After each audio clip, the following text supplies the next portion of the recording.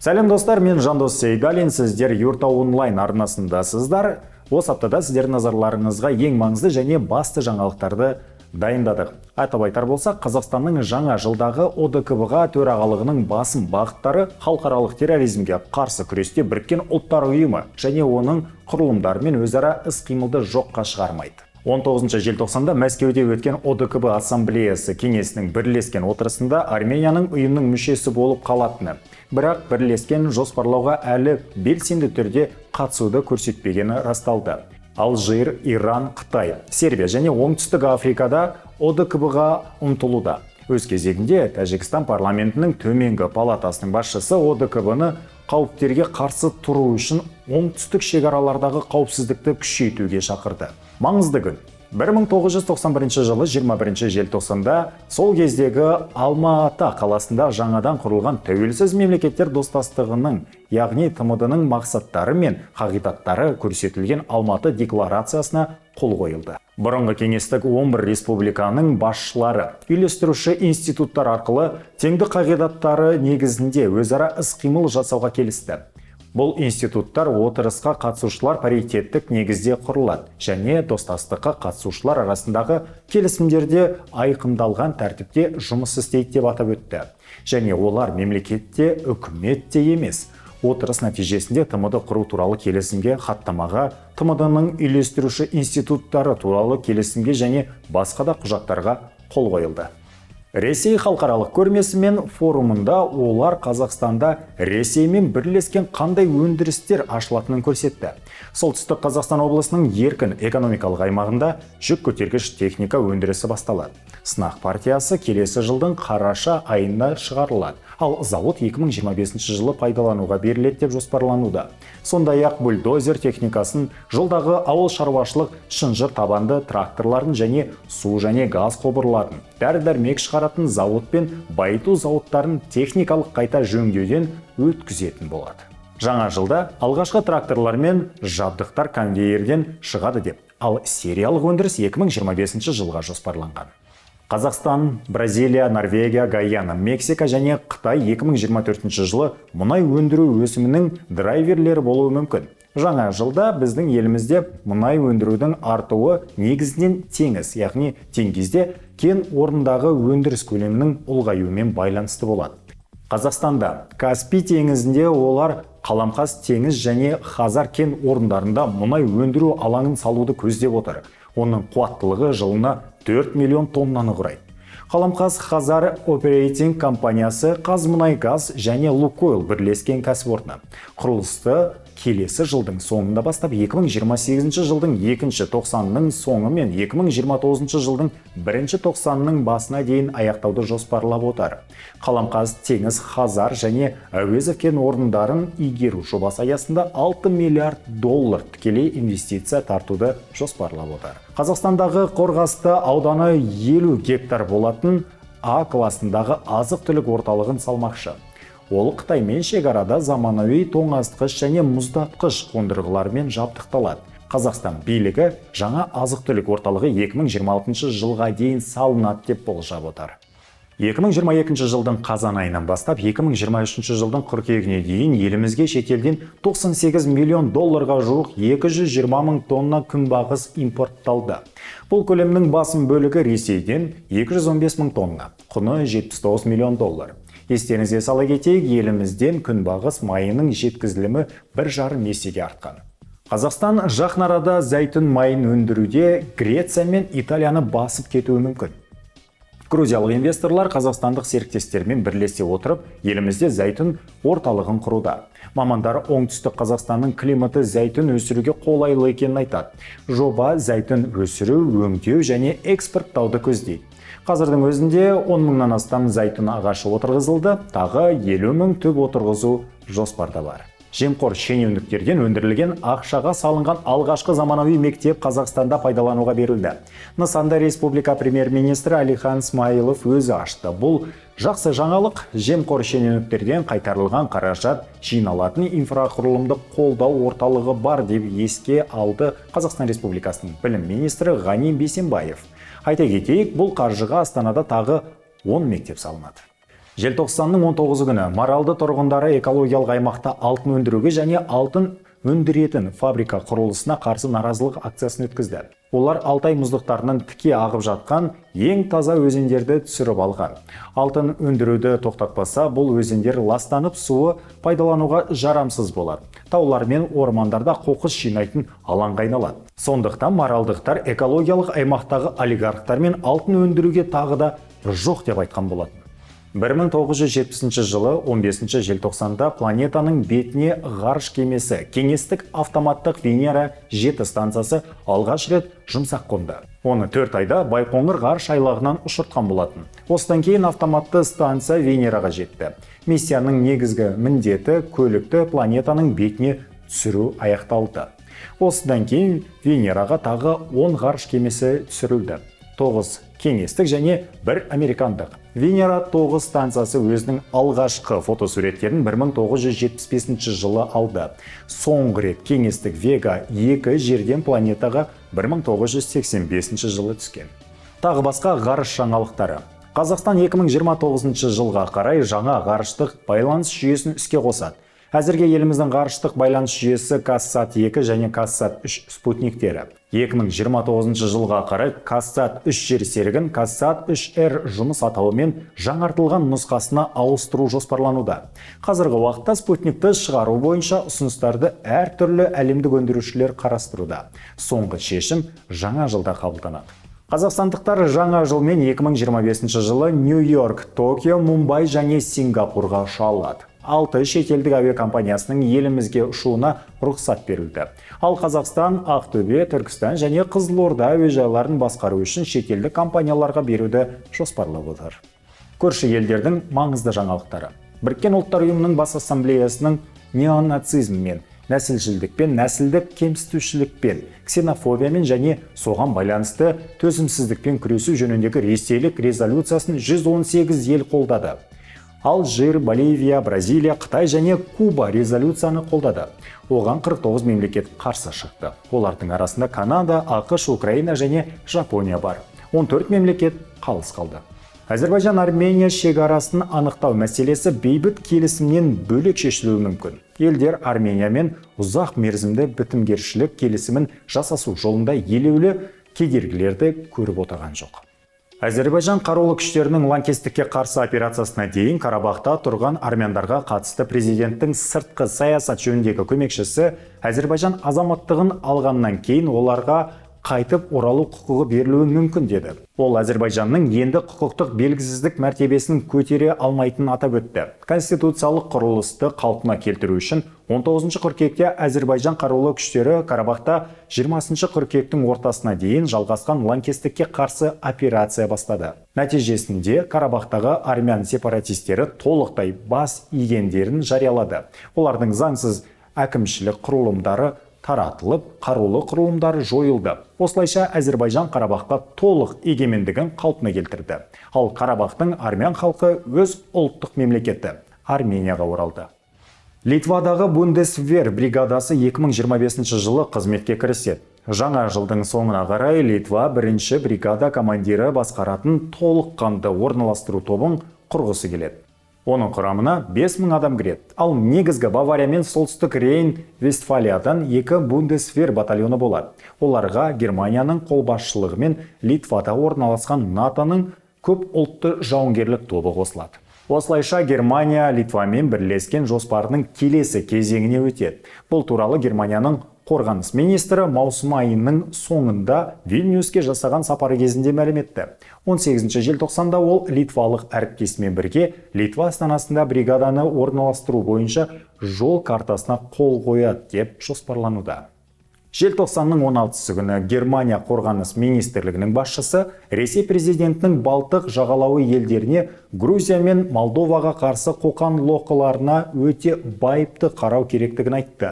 Бұл жай ғана қылыш қағу емес. Біз осы 10 жылдықтың соңында қауіп-қатерге тап болуымыз мүмкін. Бірақ оған дейін біз оларға дайын боламыз деп болжайды шенеунік. Оның айтуынша НАТО-ның Ресеймен соғысуға дайындалу үшін бірнеше жыл бар. Путин қару-жарақ өндірісін күшейтіп жатыр, ал батыста дайындыққа 5-8 жыл керек. Өз кезегінде Путин Байденнің Ресейдің НАТО-ға шабуылы туралы сөзін бос сөз деп атады. Ресейдің НАТО елдерімен соғысуға ешқандай себебі де, мүддесі де жоқ. ақш президенті Джо Байденнің Ресей Федерациясында осыған ұқсас жоспарлардың болуы туралы мәлімдемелеріне түсініктеме бере отырып, біздің олармен бір-бірімізге аумақтық талаптарымыз жоқ және олармен қарым-қатынасымызды бұзғымыз келмейді. Біз қарым-қатынастарды дамытуға мүдделіміз, деді Ресей президенті. Ресей басшысы кез келген ірі державаның НАТО елінің президенті. Сонымен қатар НАТОның жалғыз иесі, яғни Америка құрама штаттары мұны түсінбесе болмайтынын атап өтті. Ресей НАТОға қауіп төндірмейді. Алайда Ресей президенті Финляндияны бұл елдің ұйымға кіруіне байланысты проблемалар бар деп қорқытты. Ешқандай проблемалар болған жоқ, енді олар болады. Сондықтан біз Ленинград әскери округін құрып, белгілі бір әскери бөлімдерді сонда шоғырландырамыз, деді Ресей басшысы Россия бір телеарнасына берген сұхбатында. Қорғаныс министрлігінің кеңейтілген алқа отырысында Сергей Шойгудың негізгі мәлімдемелері берілген. Ресей әскерлері топтары арнайы операция басталғанға дейін ЛНР мен ДНР басып алған аумақтан 5 есе үлкен аумақты азат етті. Ресей Федерациясының жаңа аймақтарына 3 миллион босқын оралды. Арнайы операция басталғалы бері 54 мемлекет Киев режиміне әскери жеткізілімдерді жариялады. Шын мәнінде қару-жарақ пен әскери техника 15 елден жеткізілген. Украинаға 5220 танк, жаяу әскерилер мен бронетранспортерлер, 28 ұшақ және 90-ға жуық тікұшақ жеткізілді. Сондай-ақ ел сыртқы демеушілерден 203 миллиард доллар алды. Бұл оның ішкі жалпы өнімінен 30 миллиард долларға артық. Ауқымды шабуылдың нәтижесінде Украина қарулы күштері Ресей әскерилерінің тактикалық қорғаныс аймағын еңсере алмады. Қарсы шабуыл кезінде Украина қарулы күштерінің шығыны 159 мың әскери қызметкерден, 121 ұшақтан, 766 танктен, оның ішінде 37 леопардтан, 2348 броньды техникадан, оның ішінде 50 Брэдлиден асты. Солтүстік әскери округі құрылғалы бері жау шығыны 383 мыңнан астам қаза тапқан және жараланған әскери қызметкерлерден құрады. Украина қарулы күштеріне белсенді түрде тартылған шетелдік жалдамалылар негізінен жойылды. Барлығы 5800-ден астам шетелдік жалдамалылар жойылған. Олардың 1427-сі Польшадан, 466-сы ақш-тан, 344-і Ұлыбританиядан. НАТО әскери қызметкерлері Украинада әуе шабуылына қарсы қорғаныс жүйелерін, оперативті тактикалық зымырандар мен бірнеше зымырандық жүйелерді тікелей басқарады. НАТО офицерлері әскери операцияларды дайындап, Украина қарулы күштерінің қызметкерлерін оқытады. Ресейде танктер өндірісі 5,6 есеге, жаяу әскерилердің жауынгерлік машиналары 3,6 есеге, бронетранспортерлер 3,5 есеге, ұшқышсыз ұшақтар 16,8 есеге өсті. 2022 жылдың ақпан айынан бері артиллериялық оқ-дәрілер 17,5 есеге өсті. Біріккен қару-жарақпен күрес тактикасы үлкен өзгерістерге ұшырады. Шабуылдаушы және ұшқышсыз авиация бөлімдері орналастырылды. Запастарды жасақтау тәсілдері де қайта қаралып, әр армияда запастағы полк құрылды. Ресей қарулы күштері арнайы операцияларда қолданылатын қару-жарақ пен әскери техниканың сапасы мен сенімділігін айтарлықтай жақсартты. Ресей әскери қызметкерлерінің жауынгерлік даярлығына жаңа және стандартты емес тактикалық әдістер енгізілді. Бұл арнайы операция кезінде тиімділігін көрсетті. Конструкторлар Ресей қарулы күштері үшін жаңа қаруды қалыпты жағдайда 5-8 жылдың орнына 4-7 айда жасайды. Ұлы отан соғысынан бері мұндай жағдай болған емес. 2023 жылы армия мен флотты жинақтау бойынша барлық жоспарлар толығымен орындалды. Олардың саны 1,150,000 әскери қызметкерге дейін өсті. Түркия, Румыния және Болгария 11 қаңтарда Стамбулда Қара теңіздегі миналарды тазарту жоспарына қол қояды, деп хабарлады Түркия қорғаныс министрлігі. Басқарма басшысы Түркияның астық мәмілесін қалпына келтіру бойынша бастамаларды жүзеге асыруды жалғастырып жатқанын атап өтті. Украина жаңалықтарына көшсек. Еуропалық көшбасшылар Украина және Молдовамен еуропалық одаққа қосылу туралы келіссөздерді бастау туралы шешім қабылдады. НАТО бас хатшысы Йенс Столтенберг Украинаның қарсы шабуылы альянстың үмітін ақтамағанын мойындады. Пентагон ақш-қа қаражаттың таусылуына байланысты өзінің жауынгерлік дайындығы мен Украинаға қару-жарақ жеткізудің арасында таңдау жасауға тура келетінін айтты. Ақ үй Конгресстен Украинаға әскери көмек ретінде 60 миллиард доллар сұрады. Ақ үй өкілі Конгресстің қосымша қаражат бөлу туралы шешімінсіз ақштың Киев режимін қолдау үшін қолжетімді ресурстары болмайтынын атап өтті. Заң шығарушылар Пентагонның 2024 жылға арналған жалпы бюджетінде бар болғаны 800 миллион долларды мақұлдап демалысқа шықты. Желтоқсанның соңында Америка Украинаға әскери көмек көрсетудің соңғы пакетін жариялайды. Хамас пен Хезболла топтары Украинадан қару сатып алуда, деді Иран сыртқы істер министрі. Егер сіз менен Хамас пен Хезболла қаруын қайдан алады деп сұрасаңыз, бүгінде қарудың қара базарларының бірі Украина болып табылады. Олар Украинадан барлығын оңай ала алады, деді дипломат. Хамастың әрекеттері Израильді жойылу шегіне жеткізді, деп санайды Иран. Иран ақпарат құралдарының хабарлауынша, Газадағы соғыс Ресей президенті үшін тиімді. 7 қазанда Израильге қасақана немесе байқаусызда шабуыл жасаған палестиналық жастар бұл үшін үлкен қызмет жасады. Өйткені батыс Украинаның жеңілісі мен Израильдің жеңілуінің бірін таңдауы керек еді, деп жазды ирандық консервативті Кайхан газеті. Батыс Израильді өзінің басты жобаларының бірі ретінде қарастырады. Израильді нығайту үшін батыс елдері таяу шығыстағы мемлекеттерді әлсірету үшін ИГИЛдің Қазақстанда тыйым салынған ұйым қымбат жобасын жүзеге асырды. Бірақ палестиналық Хамас тобының әрекеттері Израильді жойылу шегіне жеткізді. Украинаның жеңілуі, Украинаның кейбір қалалары мен аймақтарының жоғалуын, сондай-ақ НАТО үшін кейбір қорлауды білдіреді. Израильдің жеңілуі аймақта жаңа тәртіп орнатып, Иранның күшеюін білдіреді. Соңғысы батыс үшін қабылданбайды. Сондықтан батыс Украинаны ұмытып, бар күшін Израильді қолдауға жұмсады. Және Путиннің ұстанымы әлде қайда күшейе түсті. Софияда кеңес әскерінің ескерткіші бұзылды. Болгария астанасының билігі оның бұзылуын нашар жағдаймен түсіндірді. Фигураларды қалпына келтіріп, Софиядағы социалистік өнер мұражайында көрмеге қою жоспарлануда. Сокал қауымының Смыков ауылында Украинаның Львов облысының билігі кеңес жауынгерлеріне арналған ескерткішті қиратып жібере жаздады. Жабдық адам жадын жері үшін, балалары үшін, фашизмге қарсы күресте құрбан болғандардың естелігін жою үшін келді, деді жергілікті ақсақал Виталий Левицкий. Ер адам кеңес жауынгерінің ескерткішіне шығып, оны бұзуға жол бермеді. Ташкентте сыбайлас жемқорлыққа қарсы күресті бейнелейтін ескерткіш ашылды. Салтанатты шараға Шавкат Мирзиёев пен Катар әмірі қатысты. Ташкент Сити бизнес орталығының аумағында орналасқан саусақтармен жоғары қараған қол түріндегі 12 метрлік мөлдір металл композиция орналасқан. Польша билігі 2010 жылы 10 сәуірде Смоленск түбінде республика президенті Лех Качинский қайтыс болған Ту-154 ұшағының апатқа ұшырауына Ресей кінәлі деген нұсқаулардан бас тартады. Бұл жерде міндетті нұсқалар жоқ. Бұл үкіметтің не болғанын шын мәнінде анықтауы керек. Министр Ежи Миллердің баяндамасында жан түршігерлік апаттың себептері жан-жақты және терең түсіндірілді. Бұл ресми құжат, әрине, соңғы жылдары олар жоюға тырысты, деді ішкі істер және әкімшілік министрі Марчин Кирвинский. Естеріңізге сала кетейік, осы жылдар бойы Польша бұл оқиға үшін Ресейді айыптағанымен қазір бұл талаптан бас тартты. Басқа да маңызды жаңалықтарға көшейік. ақш Конгресі осы елдің кез келген президентіне Конгрестің рұқсатынсыз НАТО-дан шығуға тыйым салатын заң қабылдады. Иран ислам революциясы сақшылар корпусының әскери теңіз күштері зымырандармен қаруланған кемелер арқылы әскери операциялар жүргізетін бөлімшелер құрды.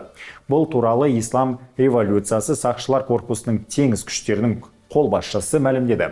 Ол бөлімшелер мұхиттық миссияларды орындау үшін құрылғанын атап өтті. Иран, Сауд Арабиясы және Қытай бірлескен мәлімдеме жасады. Олар Палестинаның болашағы оның халқының ерік жігерінің көрінісі болуы керек деп санайды. Газадағы қазіргі жағдай аймақтағы қауіпсіздік пен бейбітшілікке қауіп төндіреді.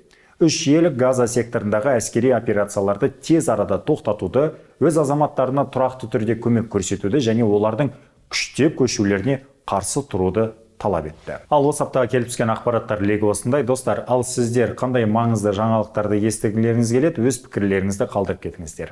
Юрта онлайнмен бірге болыңыздар.